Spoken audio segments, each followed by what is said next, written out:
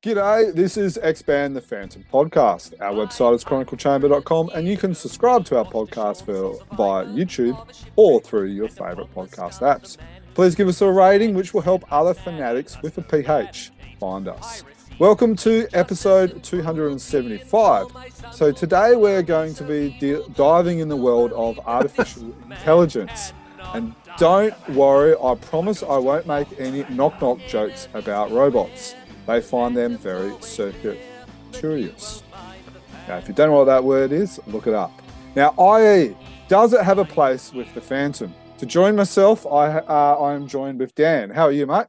Yeah, good, mate. I'm looking forward to this topic because AI has been, been around in the vernacular for probably 12 to 18 months now, and there's been some concern about how it's going to impact on the fandom and the comics world in general and the world in general. So I'm looking forward to a bit of a deep dive on this with someone who's an excellent conversationalist, I must say. And I'm talking about our guest, not you, mate, with no offence intended.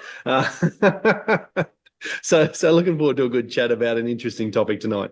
I guess the reason why we have invited Grange is because he's an artist and he has been vocal on the dangers of it or the potential of it being dangerous, and I guess to be aware of what it is and everything like that. And he obviously understands it a lot better than us. So we thought it'd be better to invite someone who knows it a little bit better than us. And so, Grange, how are you, mate?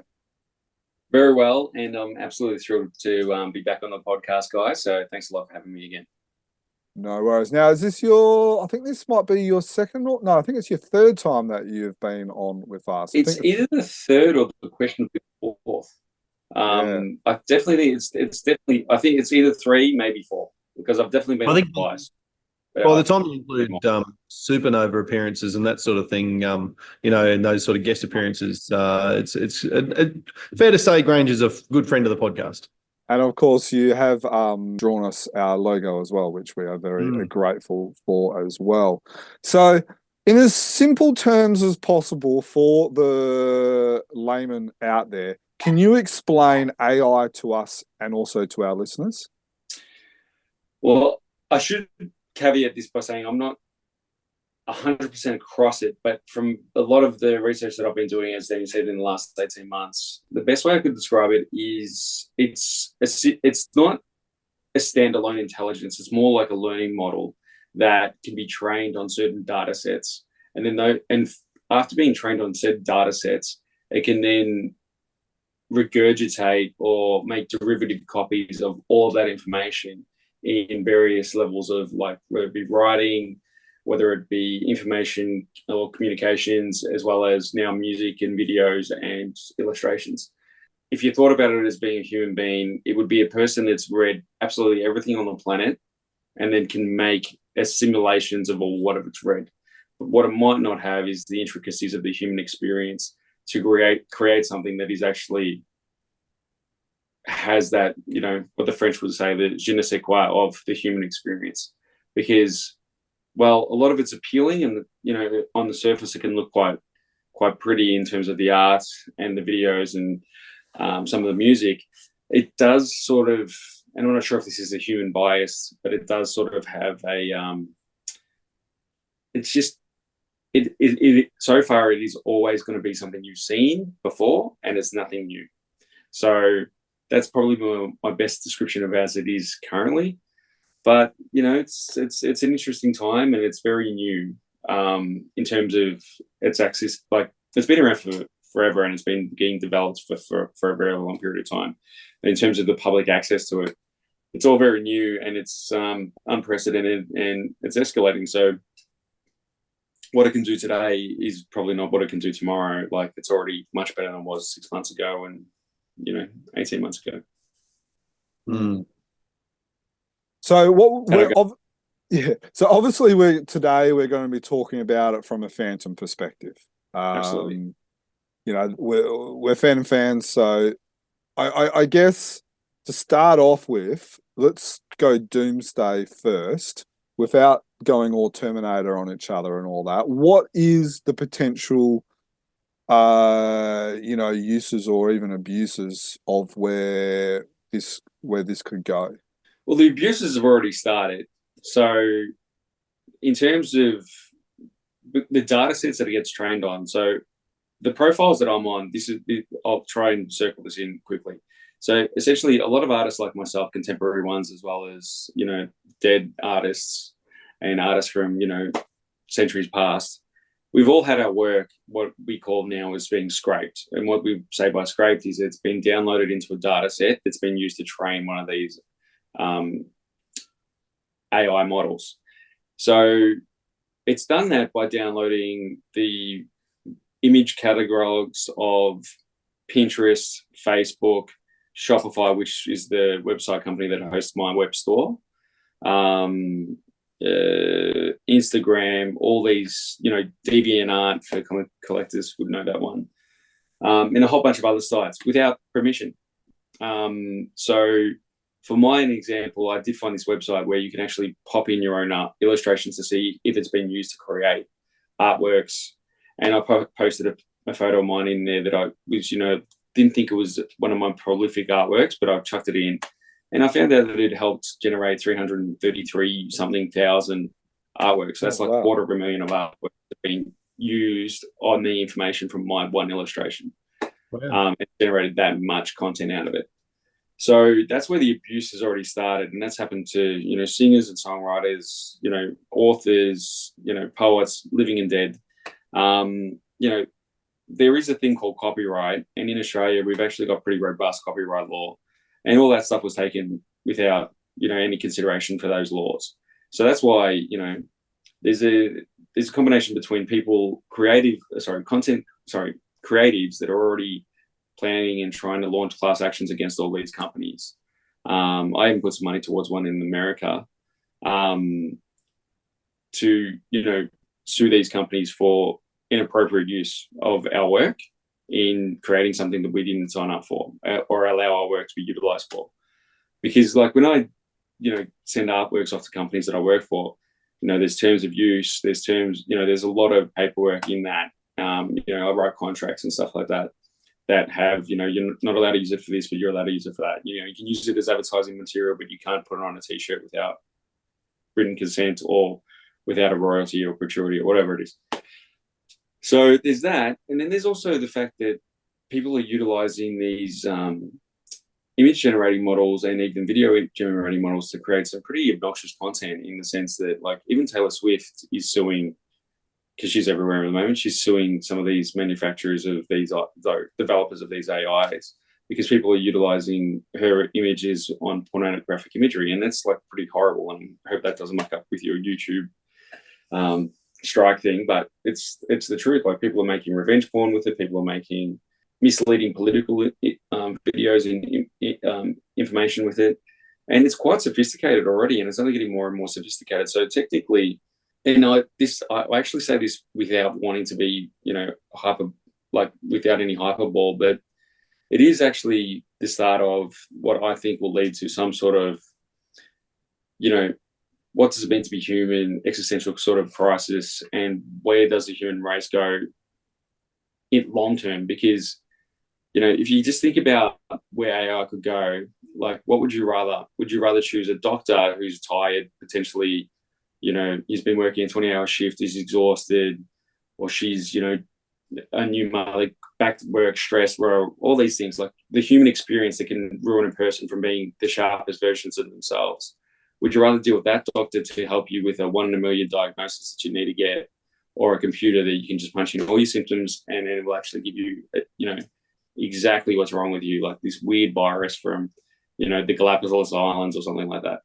You'd probably pick the AI bot that can actually identify it. Or, if it's a legal case where you need that really unique piece of precedence to settle your case, are you going to get the 25 exhausted interns that are not getting paid enough and they're just on coffee and not actually reading what they're reading, or a computer to find it? We're all going to go through that. Accountants, the only industry that I can think that's going to be safe for a little while will be, construction, or things where you need that fine touch that a human can provide. So we're in for an interesting time. That's all I can say. I hope that answered your question. I sort of went on a bit of a ramble, but Grange makes a lot of interesting points that are worth thinking about, because I think a lot of people at the moment are thinking about AI in terms of how we're using it right now, but where it could go in the future. And, a lot of the cases or examples you cited there, mate, you're absolutely right. Would you go with the fail safe in inverted brackets, inverted commas, AI, or would you go with someone who, a human who is potentially exhausted and all the rest of it, for specific instances like that where you've got to have done a lot of research and whatever, whereas a computer can just scan that in moments. So it's certainly some interesting points there. I was going to ask, like, specific to yourself, you mentioned that you have dropped an image of yours in a search thing or whatever, and it's been identified as being used hundreds of thousands of times to generate other art. Have you actually laid eyes on and seen other artwork or AI generated art, I should say, where you can pick that your style has been stolen? Yeah, it happens a lot with my sports stuff. Like, I saw something in a Parramatta Eels group where it literally had my head of one of my Eels artworks that I'd drawn on an AI generated body. And I've seen NFTs of, people selling things that look a lot like my mascot artwork, and to the point where, like, it's like, that's definitely the bulldog head that I drew on a slightly different body and stuff like that. But yeah, it's like, I should say that this isn't new in the sense that I've been getting people ripping off my art since I started. Since 2013, 2014, I've always seen people like putting my art on t-shirts that weren't allowed to do it and stuff like that. So in that regard, I'm sort of treating it, at least for my own mental health reasons, I'm treating it as the same as that. Just people knocking me off. And, I've never been a fan of imitation is a great form of flattery, because at the end of the day, it is in a way, but it's got to be done in a specific way for it to be flattery, rather than just somebody trying to rip you off. And more often than not, it's just straight up people ripping me off. And now, with the help of the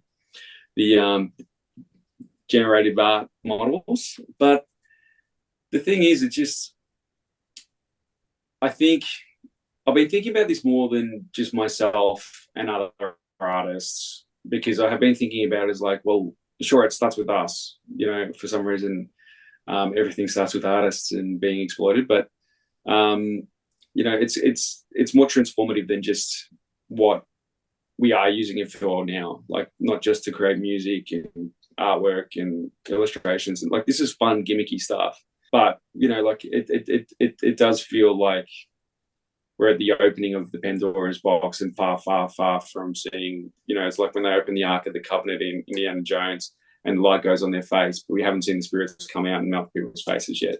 Like, I'm not saying it's going to be that horrific, but I'm just saying, like, I feel like it's literally just the light in the box of that shot being taken. And I think that we're very, very far away from seeing what it can do. But at the same time, like, there's parts of it that I'm excited about, and then there's parts of it that, I'm very worried about, and then also cautiously optimistic about it. I don't think anyone knows the exact answer of where it's going to go, but I just think that it's a really big conversation, and, like, whilst I respect that we're going to try and keep this located to comics and fandom, I do think that it's very, very, like, it's unprecedented times in terms of how quickly it's going to. Like, I've used it for writing my own contracts for some of my clients just to test it out. And then I've had to check by some lawyer friends and stuff like that. And they're like, that's actually a perfect contract. And it's just like, wow, that's like, I feel like I've got the power of the universe in my hands by doing that. But then at the same time, how ethical is it? Like, it's just, I find it both exhilarating and then frightening. Like, I don't know how else to put it. Like, I find it exciting, but I also find it never. Yeah, like, I do think, in a sense, and I've dabbled in it as well to do stuff for work, like not necessarily contracts, but writing letters and that sort of thing, as making a starting point on things. And it certainly helps a great deal. And in a sense, it's people who have got those like you mentioned, legal interns and people, contract writers. I think their jobs and their careers are probably in more jeopardy than necessarily creative types. Like creatives and human imagination, that seems to be the soul, the je ne sais quoi, as you put it before, Grange, of what it means to be a person. I think that's going to be the hardest thing for AI to replicate, whereas the cookie cutter type, if I can say that without being insulting to people who's made their lives doing this, type writing and that sort of stuff, that's the areas that I think is really in trouble from this. Well, yeah, it's interesting because I'll try and touch on a couple of points really quickly. First of all, the thing that I've noticed with the AI art is I can pick it from a mile off, and it feels like I'm just looking at the difference between my style, Jamie Johnson's, and Dr. Paul Mason's. So what I mean is, it's like all of a sudden I feel like, because it's an amalgamation of every artist on the world. It's become this very polished, hyper detailed, kind of a little bit blurry and shiny artwork style, and I recognize it like quite quickly. And it's always in an abundance of information as well, like big backgrounds, big this, big that, everything's there, everything's in focus, but then it's not quite right, if that makes any sense.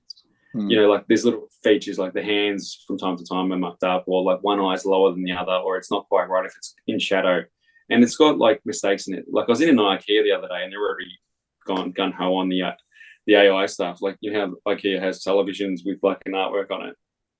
This was just before Christmas, and they had a picture of Santa Claus in there. I was like, no. I was talking to my wife, and I was like, that's an AI picture. They're already using it. And I went up to it, and like Santa's black gloves are there, but he's got fingernails. And like this, just things aren't 100% right because the computer doesn't exactly know. And the funny thing is that people that are authoring these images, lack of a better description, even though typing into this type in the keyboard, I suppose, is more accurate, but they don't have the skills of an artist to recognize the flaws in the image that it created. And they're like, oh, that's great, let's whack it up there. But then anybody who's had 2 or 3 weeks worth of drawing practice will be like, hang on a second, he's got fingernails in his gloves, and there's some weirdness to the images. Like there's a lot of uncanny valley to it. And the uncanny valley, just to quickly mention that, uncanny valley is like with robots, they're cute and whatever else, but then the closer they get to human, we fall down into this valley of like, that's freaking me out more than it's like, I've got this robot here, actually. This is my drawing prop. So that would be described as uncanny valley. It looks realistic, but then it's kind of creepy. So once you get onto the other side of the valley is when things start looking more palatable and reasonable. And like they talk about this in video games, like when the video games were getting close to being realistic, but weren't quite there. So that's, it's that sort of thing. And I find that a lot of the art, well, some of it's great. There's a lot of stuff that's weird about it, like unusual anatomy, more muscles than are actually there in a normal physique. And weirdly, I think it's going to train the world to almost appreciate a lower form of art as well. So that's the one of my fears about it, is that people will always expect it to be fake or AI, and then, they might not appreciate the quality. I don't know. There's a lot of variables. Sorry about that. And your question, Jem? Yeah, so I guess you talked about some areas where you're excited, cautious, worried. So from a Phantom comic point of view, could you just elaborate? This is just a doomsday scenario in terms of ethics on an employee's part. But say, for example, that Dudley and Glenn hated me as a person but loved my art, right? And then they decided to, instead of employing me and paying me for the covers, they'll just be like, they upload all my Phantom art, including some of my other art that's maybe not necessarily Phantom related to an AI bot, and then started churning out covers with my style and then slapping them on, to the Phantom covers. The issue would be is, first of all, you probably not see a brand new, like a completely bespoke sort of version of my art. It would sort of be borrowing on, the 10 or 12 images that I've already done for them. And after a while, they'll probably just get very samey, if that makes sense. Like they might not necessarily look like different things. Like you might see the same phantom show up a couple of times in the cover. Like that would be a horrible case of, you know, businesses like just, you know, trying to steal an artist's style, get away with putting it on their covers for free. But then the thing is, you can't actually copyright an AI art form. So then it exposes the brand to people just taking work and then putting it on a t-shirt, and you can't sue them for it because it was done in an AI bot, which is one of the other things that, you know, a lot of these companies like Disney and, you know, I'm sure King Feature Studios will be doing it in other brands where they're actually suing these brands as well, saying, hey, you're appropriating our trademarks without use, respects, and copyright. So, you know, it's complicated because you're worried about like how ethical the people are that you work with, not to copy your style, using an art bot. But then you've also got the fact that if they started using it to write comics, like it's funny though, because you could actually get the Swedish stories and bring them over and get them translated in English. It'll probably be a better job than, you know, one of the writers doing it that's bilingual or half bilingual. But then if you started getting into write the stories would all start becoming the same. And I feel like it's like, lack of a better description, like the Marvel movie sort of thing where they made the same movie so many times that you just become disinterested. You know what I mean? Like you need that somebody that can see, you know, the trend and going, I'm going to back away from the trend and give these fandom fans something brand new that they haven't seen for a while, or like flipping the scenario on its head, you know, like maybe draw down the hero a little bit and then like rebuild him or something like that. Like I doubt that you'd get an AI to develop a story that sort of speaks to that sort of level of humanity that you'd need, or that empathy you'd need as a reader, to appreciate a story like that. Because I think that's the one thing that we've still got over AI is probably the empathy aspect of the human emotion and understanding what it is that we need from something to give us that hook to make us connect with the subject matter. So I think that's probably my only way of answering that question. There's a lot to unpack here. One of the things I was wondering about in terms of artwork in particular, and I'm thinking of posts that I've seen here from Jeff Weigel and Paul Mason, Mike Manley, about the time and the research that's had to go into drawing, maybe particularly technical aspects of Phantom Comics. Tony DePaul has said, okay, I want this particular tank. And so Mike or Jeff have got to go research the tank and that sort of thing. And then they've got to reproduce that 5 or 6 times for a sequence.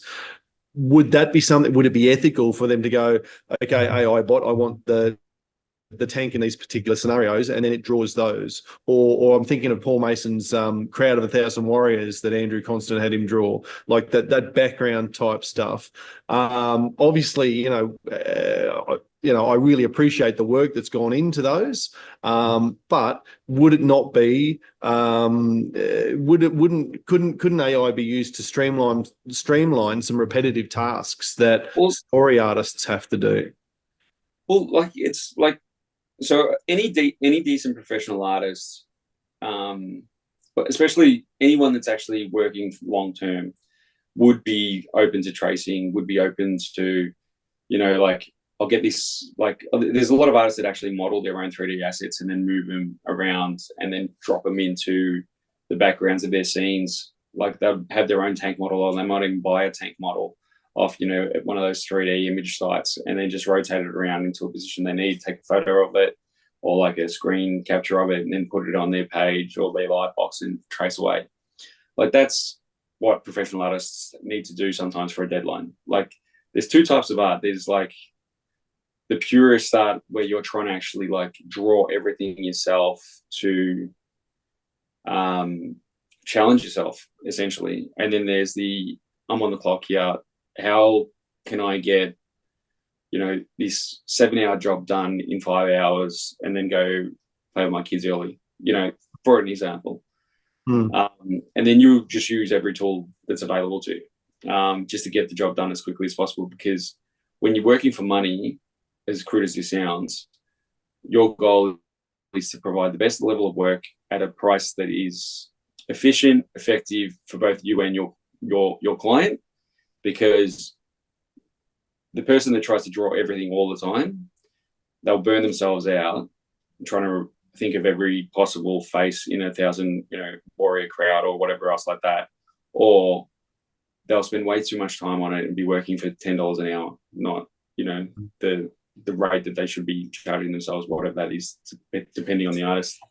So that's one of the reasons why I like to work digitally over traditionally, is because of the speed. I don't have to worry about paint. I don't have to worry about mistakes. I don't have to worry about spilling ink. It's just literally for efficiency. Because I love drawing traditionally, but it's painstaking and mistakes can happen and they can ruin hours and hours of work. So that's just the reality of it. But AI is a tool. Like, you can utilize it any way you want. But at what point is it generated versus authorship? So, like, that's a debate to be had. At what point is what the final image is it 80% or 20% created? Like, what's that? What's the shift on the ratios to make it real? And it comes down to the consumer, really. There's two things about being an artist. There's one, you'd love to be creative and you need to get that out of you and it's just for you. Or if you have an audience, then it becomes a little bit like, ultimately it should always be for you first. And if it appeals an audience, that's great. And the audience will find value.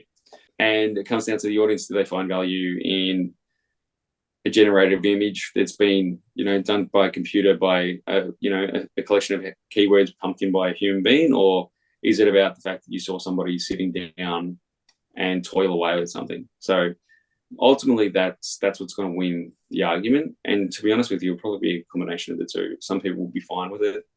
It's like people like to buy a cheap rip-off T-shirt that's not authentic to the licensee's requirements, or paying it back to the fans, if that makes any sense. And then there's other people who'd be happy to just buy the cheap dinky T-shirt from the $2 shop. It's the Phantom's blue and not purple, or I know he's blue in some parts of the world, but I'm just saying. I think I'm also thinking of example like Spider-Man, for instance. There's got to be so many New York cityscapes that you'd have to draw as he's swinging through between skyscrapers. Or we've admired on this podcast artists who have recreated castles or old churches and cathedrals and those sorts of things for the fan to be in. Jungle landscapes. I know AI has particular problems with nature, but in the past, Cy Barry, for instance, would have used humans as artists or background artists or assistants and layout assistants, and then gone through and inked over the artwork and that sort of stuff. And those people have been celebrated or unknown variously. And to what extent could you use AI as a background or as a layout artist? In the same way that Cy Barry, for instance, would have used those artists in the past. Well, to be honest with you, like I'm saying, like it's a tool. Like, you'd utilize it. Like it depends to, as I was saying, like the artist, like what you want to use. Like, do you want to use photography? Do you want to use AI? If I'm looking for a background reference, for example, the castle that I drew on the Man with the Silver Nose, that I found a castle and I drew that castle. I was looking for a specific castle. I saw the one that was referenced in the actual comic book, and then I sort of looked for something that was kind of similar to that, and then drew them both together. That makes sense, and made an amalgamation of the Scottish castles that I was Googling versus the one that was in the book. Because the one in the book was kind of rudimentary and it didn't sort of suit my level of illustration, so I had to, pump it up with some actual research. So there's that as an example of, I had to go Google, find the right image. And it's the exact same thing as using an AI search bar. When you think about it in a very rudimentary way, there's absolutely no difference between Google Images and an AI image generator. Because what happens is it gives you a selection of images that it creates, and Google gives you a selection of images that it knows what it is. And eventually they will be the same thing, I'm pretty sure. I wouldn't be surprised if they, you won't know what's what, but they'll all be in Google Images somehow. And it's funnily enough, some of them already are because of how the internet works. But my point being is that reference will become reference. And AI will fundamentally actually become your reference probably as an artist in the future, even if you didn't recognize it was an AI artwork. You are for a pseudoscope at a certain angle that, that's impossible to photograph, but then somebody's created in AI it lives on Pinterest, and then you pick it up and you didn't even know that it wasn't there, but it was a great piece of reference. So that's going to be that's in that regard, it's just going to slip into a workflow that's already there. But the thing is, I saw this comic book that actually Jerm sent it to me, the guy with the Kickstarter with the completely comic booked. Yeah, I read it. Yeah. Dialogue was generic. The art was like super commercial generic. It looked good, but yeah, it's like McDonald's. Exactly. The idea of eating a Big Mac is good, but then once you finish eating it, you feel like, why on earth did I eat that? And that's what that page. And if you're on YouTube, I'll show it. You will be able to see it if you're on YouTube. You'll be able to see the example that we're talking about. The guy was this overgrown. We used the saying, a condom full of walnuts. He had baby oil. He was shiny. His face looked like the guy from The Boys, the TV show. And I thought he looked like me. What, the face or the body? Face. Like I was like, he's got a beard, he's got my hair. But yeah, he's just like hipster, barista, belly worker. But it was very, like, at first you look at it and go, oh, this is nice. But then, like, when you're looking at it, it felt really empty. And like the story. I thought they did a really good job of keeping the faces similar, which is, the bane of all good artists. But then, like, it had some weird things. Like, the girl in the comic was of a different genre type. She was anime. And then the guys were very much American. And then the gangsters were very much gangstery. And, like, there was, like, 3 different styles of humans in it. That's what I, like, flinging back to what I said before about, like, having somebody that's got a creative eye that can understand that it doesn't work. It's that sort of uncanny valley sort of, this isn't harmonious. Like, she's throwing me off them. It's like when you watch a 3D movie and one of the characters is too still and looks dead. And, it's just, they've got to be animated at 100% of the time for it to work. There's just something jarring about that comic, because it's like, I know it's AI, which I worry infects my ability to enjoy it. Or maybe I'm looking for issues. But as I went through it, I was like, no, this is pretty good. And I was like, actually, she doesn't look like she belongs here. They look different. This isn't right. Like, it just felt very generic. And that's the issue. It's generic. Like, for the fans and for comic book fans on the whole, the issue is, are you just going to fall into a well of generic content that you don't enjoy going back to? So can AI translate from, like, say, Italian or Swedish into English? I believe so. Okay, I believe so. Like, there's already Google. There's Google Translate. Google Translate. So I can't imagine it's any different from that. And like, we've got talking bots now that you can put my bot. You could, like, if you took this conversation, it would probably just take this conversation, put it into one of these learning models and say, generate Jerm's voice, generate Grange's voice, let them have a chat about their favorite football teams. And it could probably spit something out, and it'll probably be the wrong football and 2 different leagues combined into one league. Like, you know what I mean? Like, it's just, it's missing the reality behind the creative process. But you asked about translator. Certainly as an English teacher, I feel like I can see very clearly when someone has translated from a foreign language into English and just left it as that. You can get the ideas across, and maybe it's a very literal translation, but the grammatical rules and punctuation, all the rest of it, are different from language to language. And again, like a lot of things with AI, I think you can do the base translation, but then you would actually have to go back and do a proper, okay, that sentence makes no sense and it doesn't fit up with the next thing that they're going to say, so I'll just have to reword that or restructure those sentences or whatever. It would give you the idea of, okay, here's what is actually being said in the story, if the artwork isn't telling the story enough for you. But then to actually make actual sense for an English reader, for instance, I think it still requires the human touch. Yeah, I just raised sorry, I just raised that because the latest two free comics, which we'll be reviewing in our next podcast, both had Italian stories, and some of the, and I'm not an English teacher. My English is not at the level of of where Dan is, or even Stephen as well. But I could pick up bits in there that were translated, but it didn't have that polish.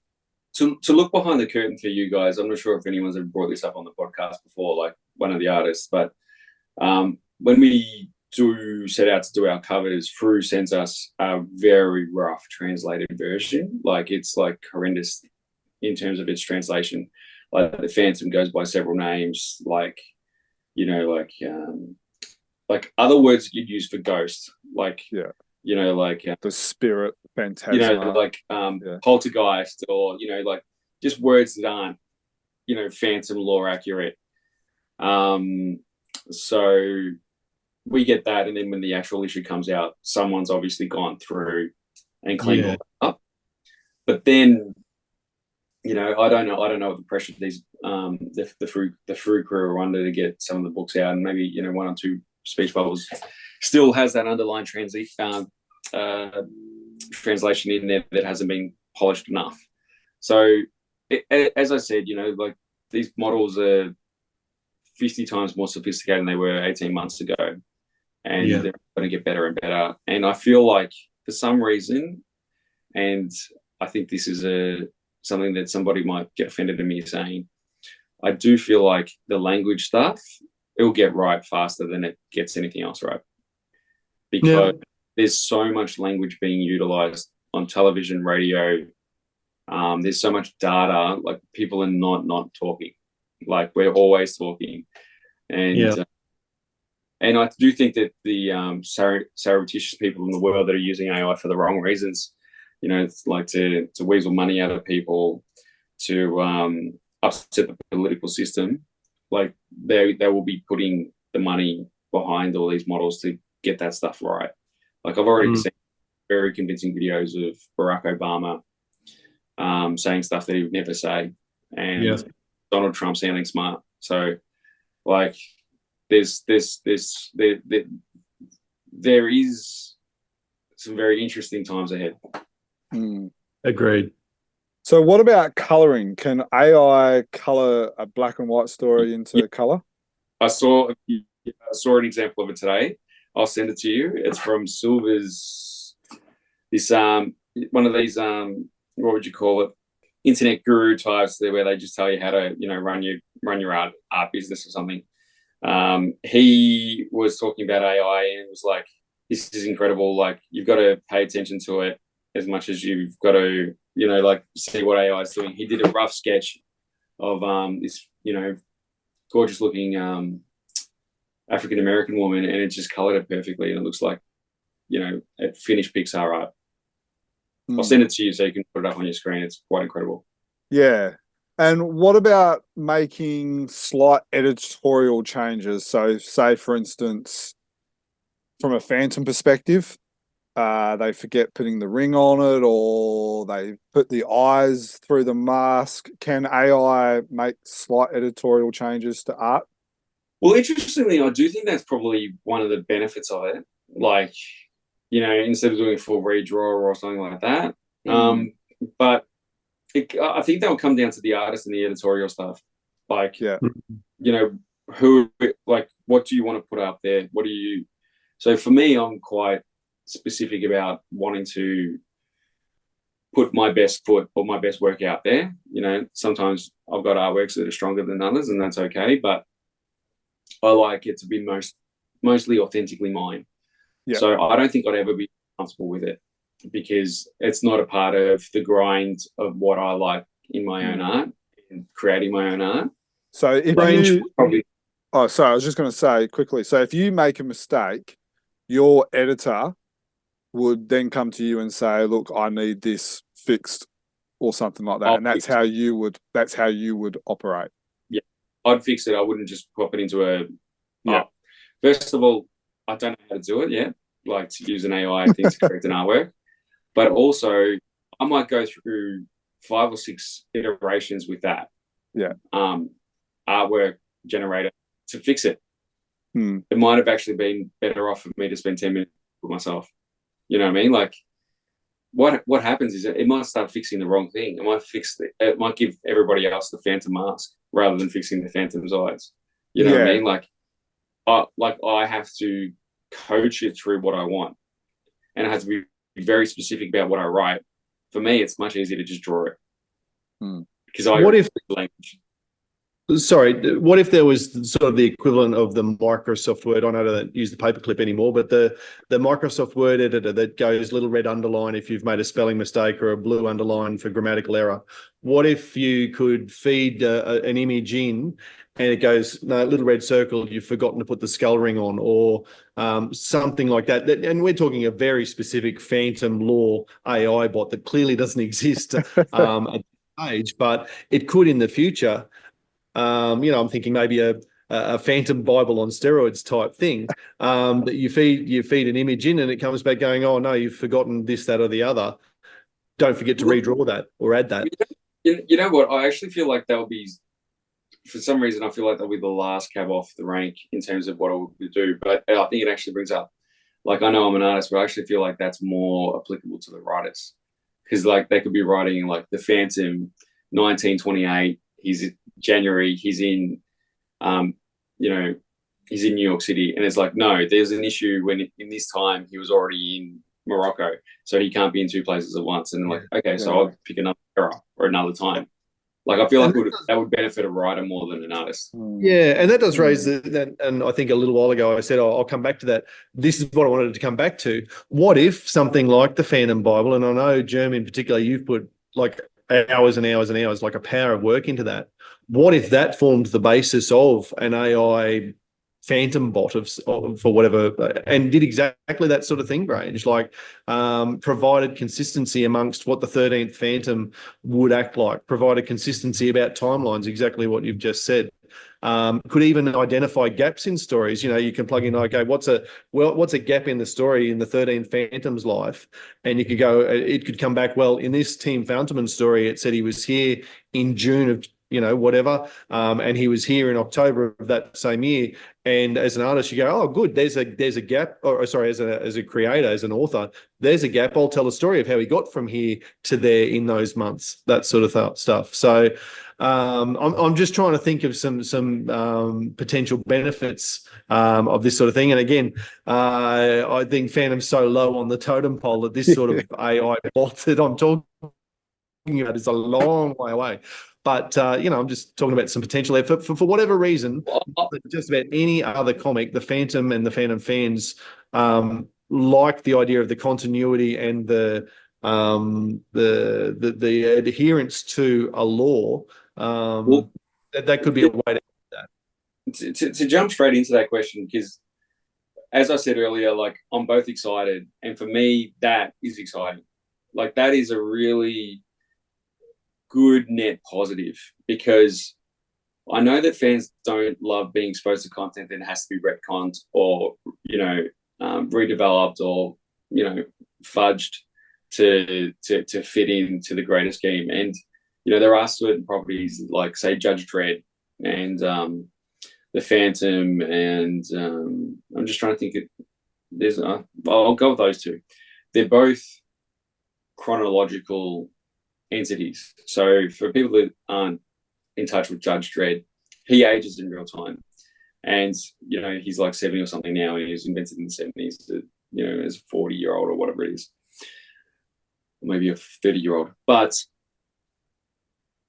those two properties, the Phantom and like Judge Dredd in this case, they would benefit in a net way of being able to have all of their historical documents, like a better description, or their chronicle chambers added into a AI model that can keep the writers and the artists on point to the era, the timeline, and stuff like that. But don't forget, you probably killed the bot, because if the Phantom has been around for so long, he's actually lived about 7 lifetimes, and you can't possibly put all of that into a human's life.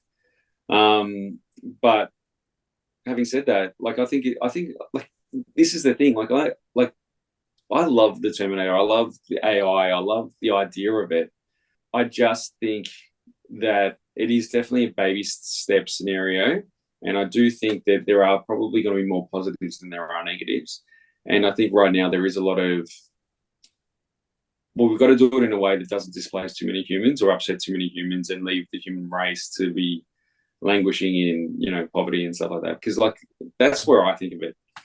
I feel like an artist long term would probably have better benefits to AI, whereas a lot of AI artists are throwing hands up and going, "Oh, I don't know what I'm going to do."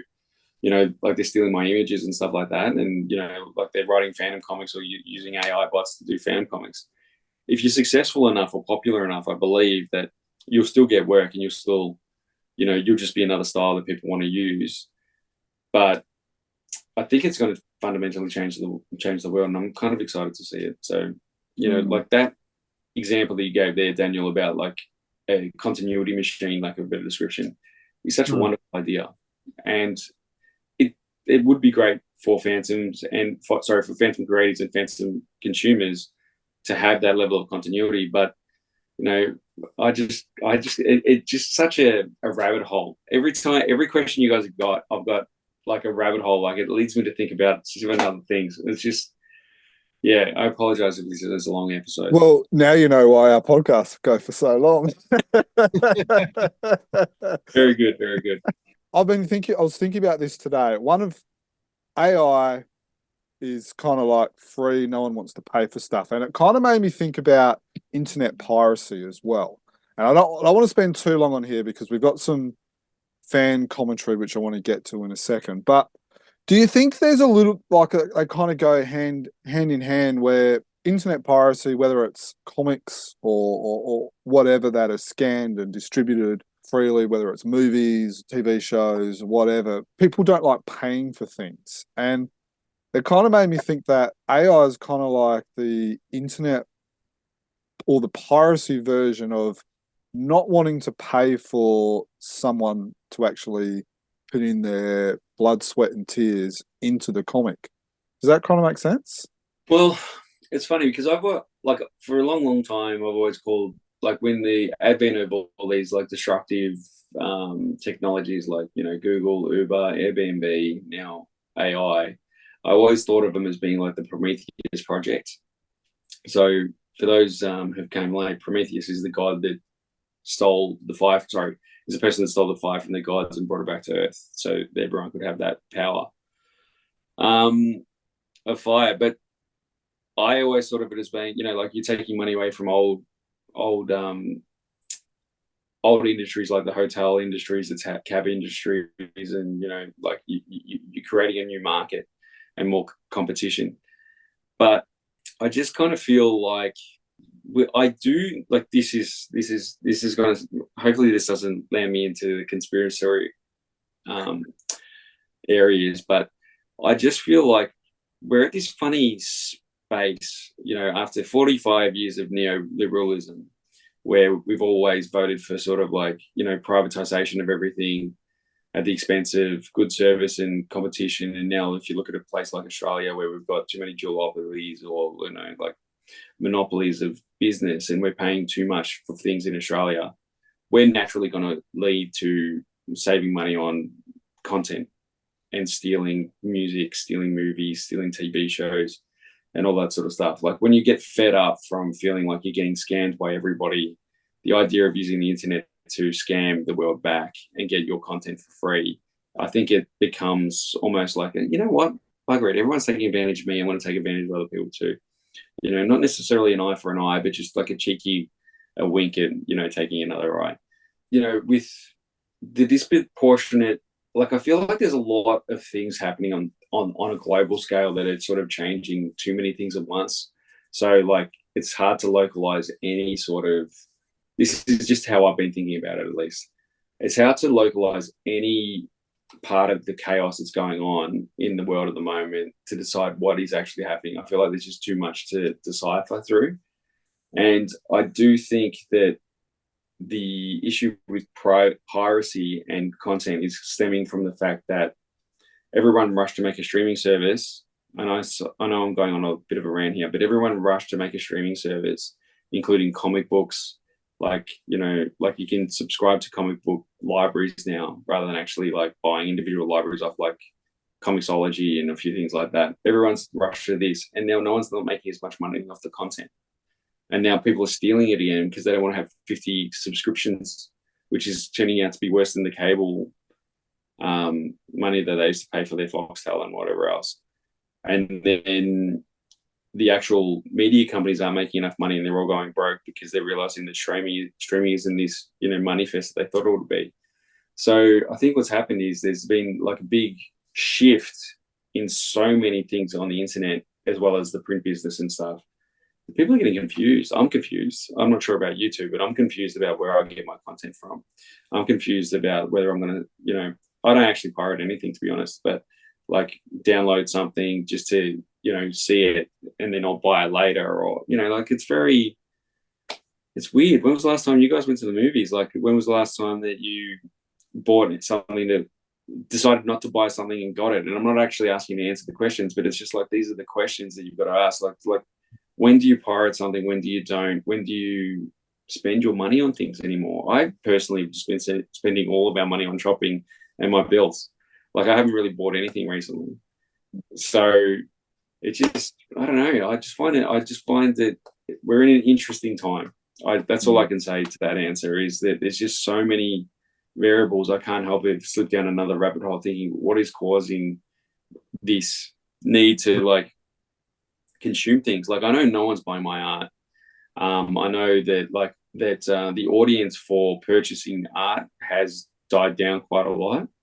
And I speak of it as an AFL art supplier. Like, I had my first premiership era of Collingwood art available, and the sales weren't great. They were great for T-shirts. They were great for, all the, stubby holders and stuff that they went through in the AFL stores. But the actual prints, people weren't interested, like, in actually buying the prints from me and putting them on their wall. So I just don't, like, I'm confused as anybody about what it says. Like, I know that a lot of people spend money on their house during the pandemic.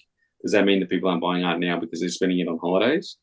Like, there's just so many WTF questions about.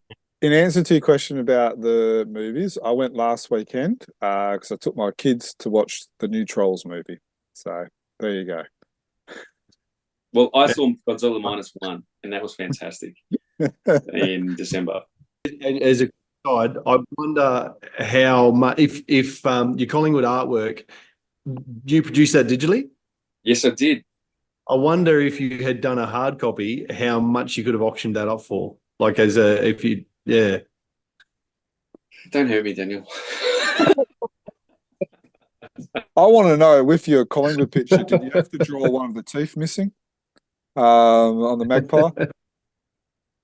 No, but I do have my favourite Collingwood joke is, and I think this would work for any team, like maybe the Rabbitohs or whatever else. It's like, how do you know that a Collingwood fan invented the toothbrush? Anyone else would have called it a teeth brush. Very good. And hello to Trevor and Sean, who I know are Collingwood supporters. And I'm sure there's a few others as well. Now, we did throw this topic out to our followers like a couple of days or about a week prior to the recording of this discussion. Now, we're going to read these out to you. Dan and I are going to take in turns. And then if there's any comments or anything like that, Grange, feel free to kind of add to that. Some of them will kind of be just comments. Some will be questions that might lead you down another rabbit hole. And we'll just kind of go from there. Sure. So from and we're going to butcher the pronunciation of all of these names, so we'll apologise for that up the top. That's why you're going first. I'm going to go with Michael Simshauser. Michael Simshauser has said, I don't want to be a contrarian, but it would actually be interesting to see a comic written and illustrated by AI, but clearly marked as being generated by AI. But I think the key thing to remember is that while AI generates is based off prompts from the user, so while it does the work, it still requires human impetus to get started. And I'll add my own amendment on the end of that.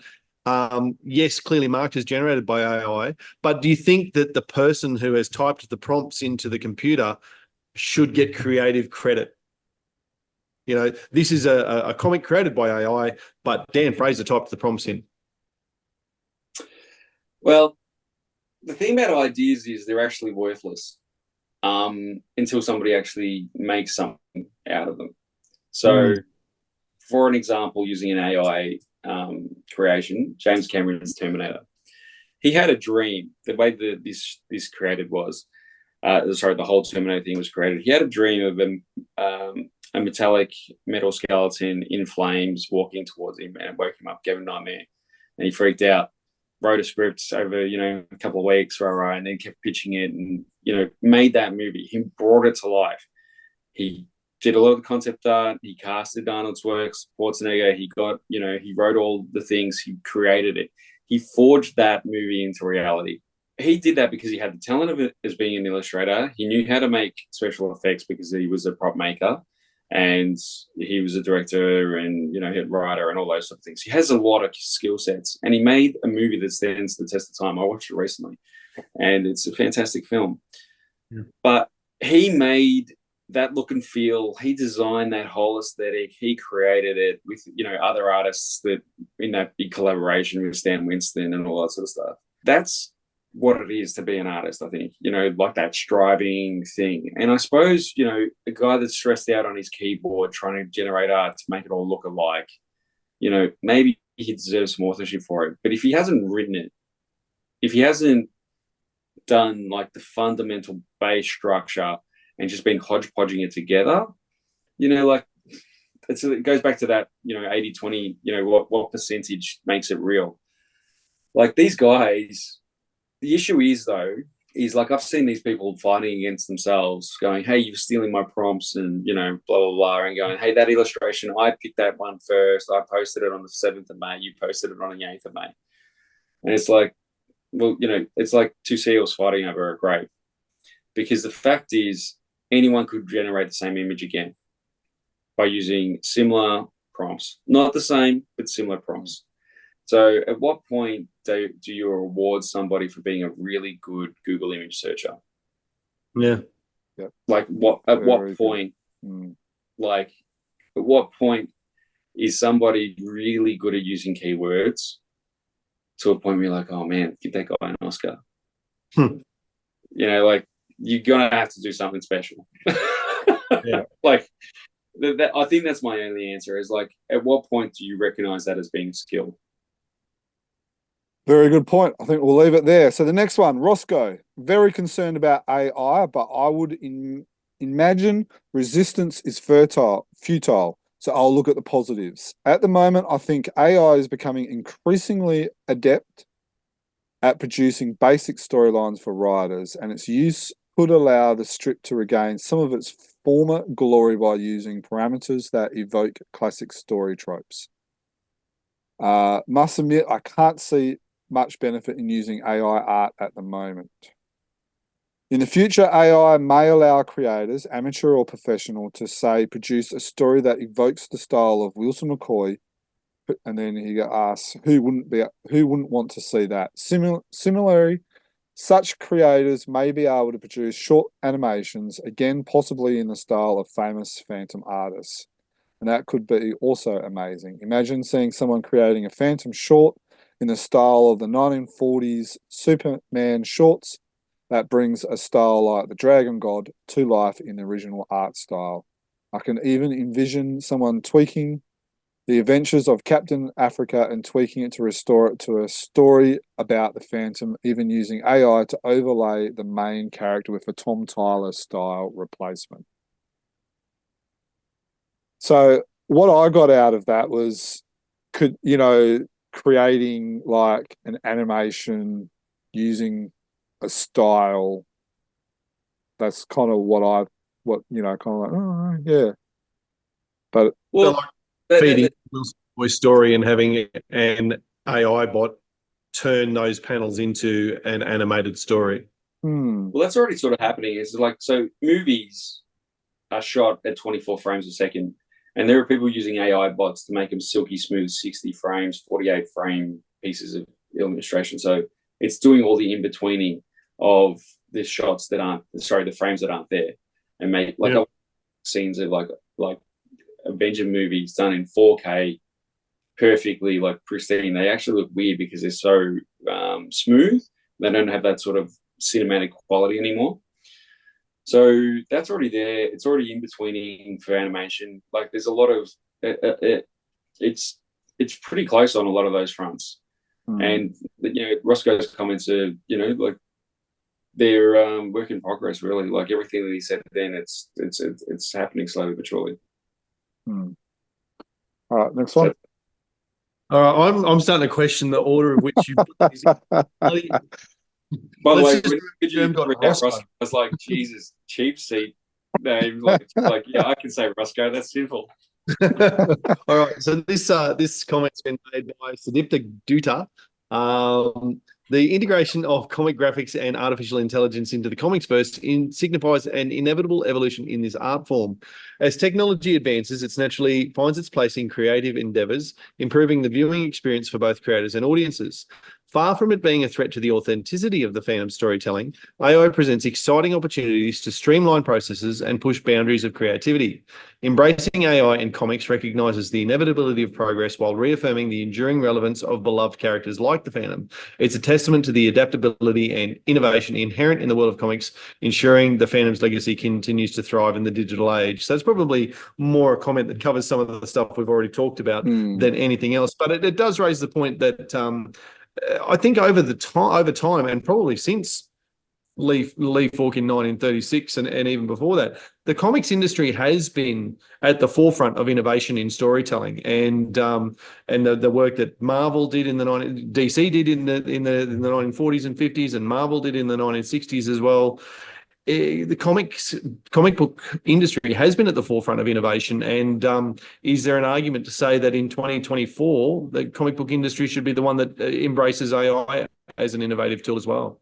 They have tried things like there's been like where they've used 3D models and done like still images for comics. I remember seeing a Spider-Man comic years ago, but it was all like a CGI comic.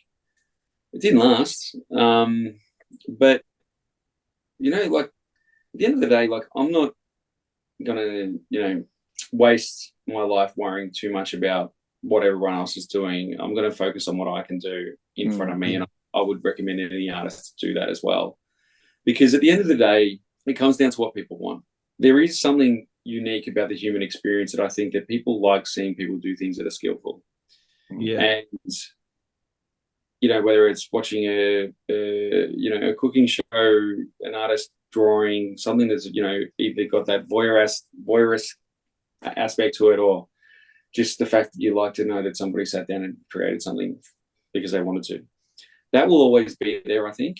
And AI will become either a tool or a weapon or whatever it is. Like all tools are available to us. We can use them at our own desire or peril or whatever it is. And I think that comment sounds like it was written by an AI bot because it was just perfect. But second of all, I think it's a standard point. Like it's not wrong. All right. So the next one. This is from Omh Roy. Here's my opinion, and hopefully it's not too technical. At present, generative AI functions as a helper assistant. With proper prompts, the creators will come up with improved results.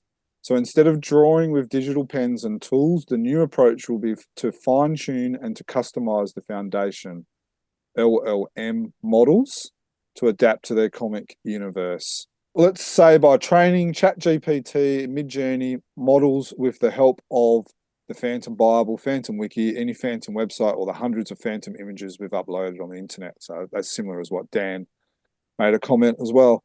Similar to the evolution of transportation, horse-drawn carriages to electric driverless vehicles, businesses went bust, people lost jobs, but science moved on. And every new change was used as a capitalistic early venture bird opportunity by business owners and investors to make a quick buck. My advice is this. The current creators are the domain experts. They are in a position today to better train the AI tools than others and adapt to the current evolution. This is a way of saving themselves temporary for a few years, i.e. until AI is 100% self-sufficient. It's not just artists. Most jobs and millions of people will be impacted anyway. I was just going to say, the lens back to the things I was talking about, like with doctors and lawyers and everybody else. Like, I think that people that create food, create buildings, and physical things that we can't fake in the digital world, they're the ones that are going to be last men standing in the future. I mean, I'm pretty sure that like they will be able to create a logistics bot that could just write out the perfect itinerary for any delivery driver at Australia Post to have the most effective route. Ooh, like I would like that. Australia Post being more efficient. Yeah.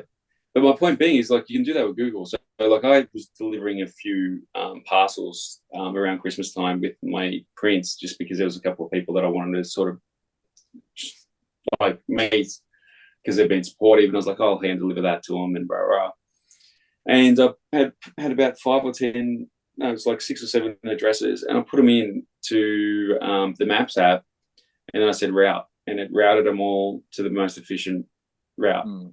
So like that stuff exists, like that AI exists already, and it's only going to get better. And as the world gets more digitized, the actual physical world gets more digitized, and we have more information sensors out there, everything's just going to get better and better. Like a CAT scan that's a machine that's run by an AI doctor, will know what to look for. Like there'll be like things that are meld into each other. Ultimately, like the question will be is where we stand as the human race after it. Like, because I don't see many industries not being touched by it. But there was a great South Park episode, and I don't even watch South Park that often, but this one came across my desk, so I watched it. And it was talking about like the wokeness of Disney versus AI, and then how like all the handymen became the new Elon Musks and Mark Zuckerbergs of the world, and they became so wealthy because everyone else was useless because AI was taking everyone's jobs. And it was hilarious, but it was also very poignant. And it was like, well, that's very true in some regards. It's like once information becomes available by an algorithm teacher, that like an AI teacher, basically, like if you need to find anything out, the AI teacher could tell you what it is, or to do the homework for you. What use is there for anybody that can't do anything but work with their hands? Like if all knowledge is worthless and you can get it from anywhere, I don't know. That's a high concept. I don't know how to answer that one. No, that's good. Look, and in the hands of all the people that don't. And I don't think we're looking for answers for everything. I think I think this podcast is going to probably make a lot more people think than actually give the answers. So it's a very philosophical podcast.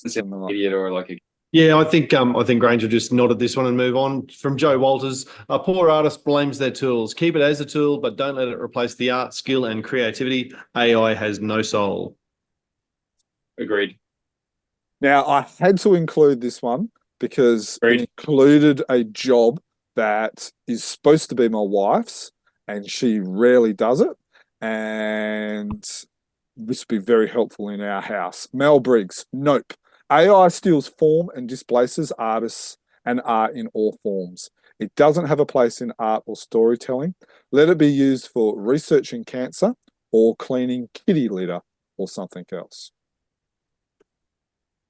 So your wife's got the job of researching cancer in your house? That's right. That's awkwardly funny. All right. Well, this one's from Jimmy James. Although I'm against AI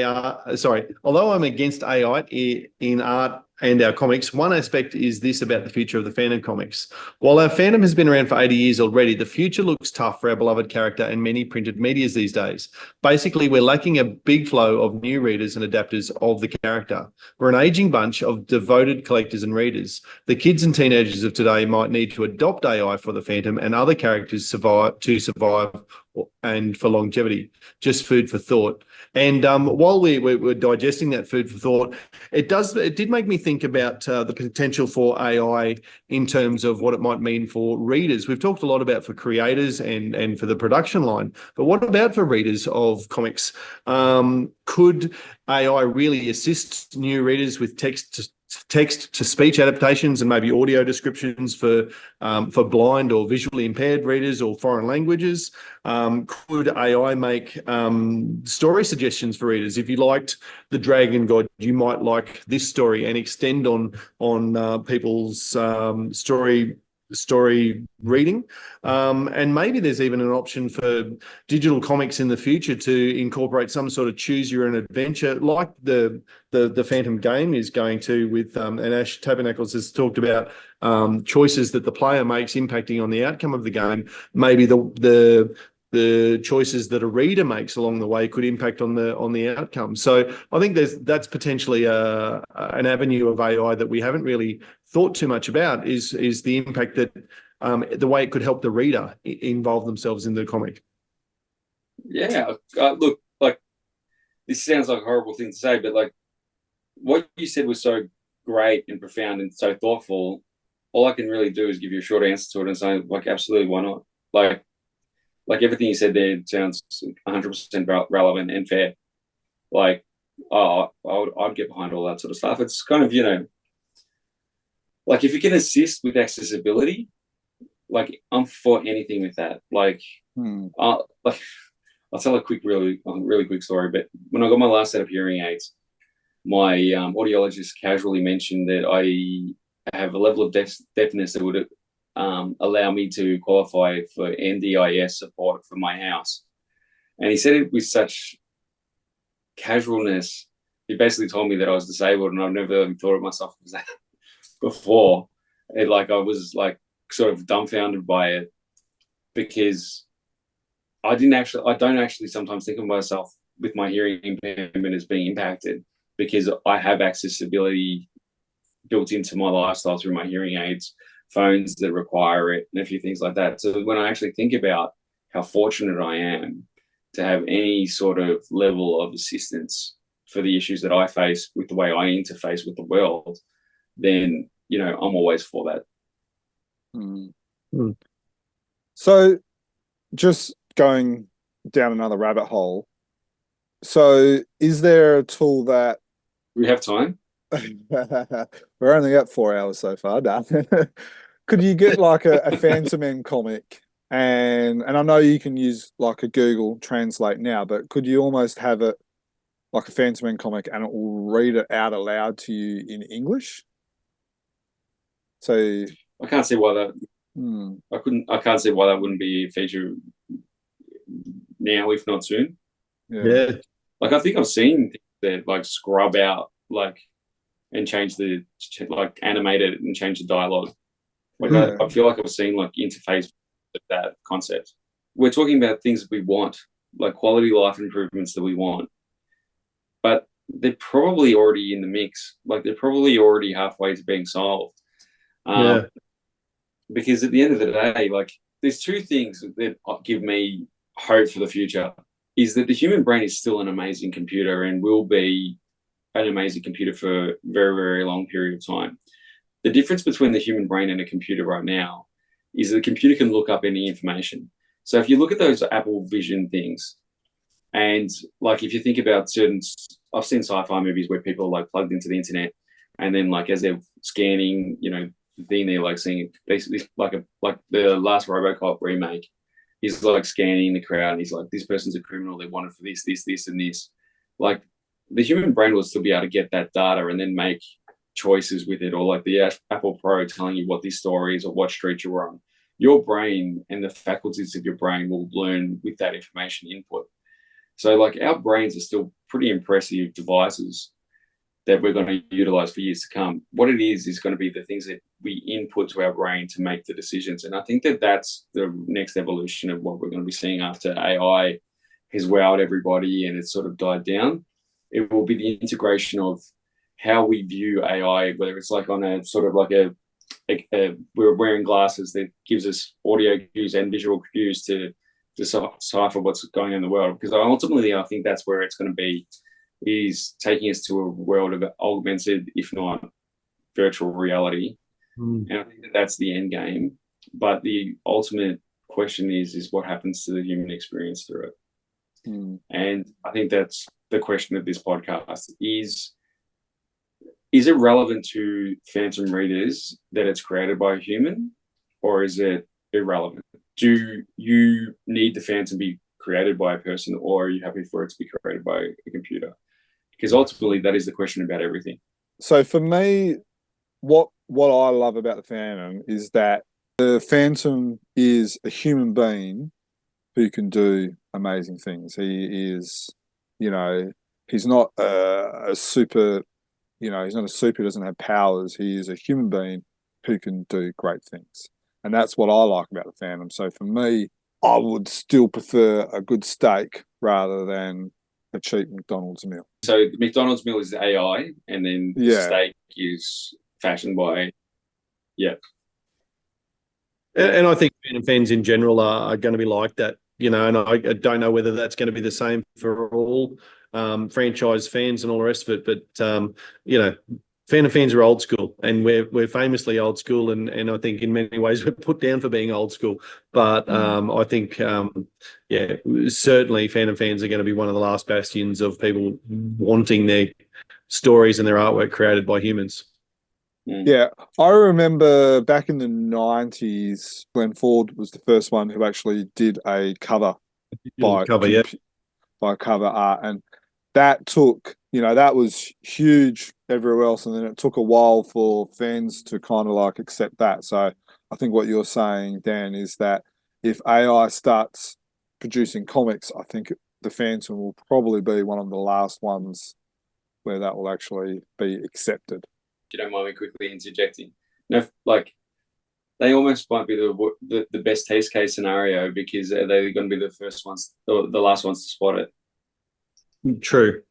Because, you know, are they savvy enough, like with older eyes, and, you know, like, and I'm just talking more about the perils of aging, where your eyes aren't as sharp, but you're seeing a nice enough looking image, you're not studying it enough to actually notice that it is, you know, like in some ways it's actually the best test case scenario. Is it acceptable by testing it on an audience that, you know, might not have the sharpest eye for it? I would say no, you know, like, because it's they're only just getting over the fact that Cy Barry doesn't draw the Phantom anymore, and that was 30 years ago. Yeah, fair enough. Anyway. All right. It's been an interesting topic. I can't wait to watch it back. Yeah. All right, so we'll probably read one more and then we'll probably start wrapping it up. So this is Thomas Allwin. Once AI tools become better and used to support artists rather than circumvent them, but wait until then, there's simply too many issues, including the question of copyright, which we've touched upon. Use them to create references and ideas for yourself for manipulation of images you've made yourself and stuff like that. But if a cover, interior art, or writing is primarily generated by AI, I'm not interested. Like someone said regarding the AI text, why should I bother reading something that no one could bother writing? I think that last sentence is pretty powerful. Why should I bother reading something that no one could be bothered writing? Why should I be bothered appreciating art that no one could be bothered drawing? I think that's a pretty powerful sentiment from Thomas Allwin, who I think was one of the contributors to our bushfire book too. So, yeah, I think nice. I think that's pretty strong words. Yeah, I think that's really nice, and it sort of gives credence to what I was saying before about like ideas are worthless. It takes somebody to actually forge them into reality, because, you know, like I think someone sued James Cameron for the Terminator, saying it was his idea, but he didn't make the movie.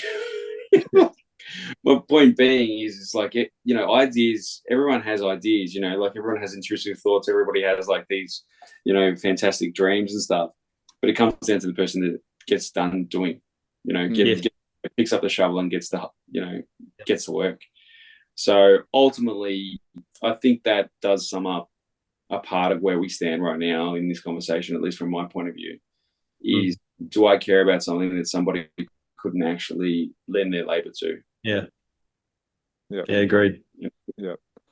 All right. Any last points? Otherwise, we'll start to wrap up. Look, I love that conversation. It actually went into places I wasn't expecting. But for anybody that is interested in some of the thoughts that I've sort of touch base on, including, you know, like doctors and legal teams and stuff like that. It comes from Yuval Noah Harari's books, Sapiens. He's a really good author and a bit of a futurist. Like, I'd just give that book a shout out. It's about like it's a basic history about the human race and its future. And he's got a couple of books. I can't remember all of them, but I'd recommend that for anybody that wants to sort of dive a little bit deeper into where we're heading and where we've been. And I thought it gives you more reasons to be excited than negative. So, and I think that's always a good. It's always good to tackle a topic with optimism, I believe. That's good. One question I did want to ask: what comic conventions are you doing in 2024 for people who want to debate this and discuss it? Well, I'm not going to tell you that now. AI is a disaster. Change my mind. Well, I definitely will be doing the Melbourne Oz Comic Cons. I'm trying to get into some more of the Supernova ones and stuff like that. But definitely Melbourne. I'd like to get up to Sydney again this year. Excuse me, dinner's getting me. But we'll have to see. Definitely all the Melbourne Oz Comic Cons. Okay. But you fans, out. I'm dealing with sports fans these days at comic conventions. Yeah. There you go. There's a challenge. To be fair, all of we referenced Collingwood before, but all of the stuff that you've been doing for the AFL and the NRL, that's one of the reasons I'm most filthy that the Lions didn't win the grand final last year, is that we were denied all of your artwork that we could have used for the Lions merch there. So I'll send you the one that you didn't get to see, which was I drew a picture of Charlie Cameron riding a motorbike with the mascot and a couple of players on the back of it riding down the freeway to the MCG. Well, it would have had to be down one of the country roads on the way to the MCG. Yeah. But I did find out how far away Brisbane is to Melbourne. It's like 1,700,000 kilometres. And I was like, oh, that's how far away it is. Good on you, mate. You're doing some fantastic work. En route to Melbourne. Anyway. Awesome. Well, we enjoy you joining us on this podcast. We thank you for your thoughts. We thank you for bringing us a lot of places we didn't expect it to go. Our website is chroniclechamber.com. Our email is chroniclechamber@gmail.com. We would love to hear your thoughts. If you do want to give us your thoughts, feedbacks and opinions on our social media platforms or over at our YouTube channel. You can subscribe to us via YouTube or through your favourite podcast apps, including iTunes and Spotify. Now, lastly, why did the computer keep freezing during the winter? Dan, why did the computer keep freezing during winter? Because it left its windows open. I don't know. Oh, God. Thank you. Please get in contact with us. And as always, happy fantoming. Happy fantoming. Happy fantoming. Good night, guys.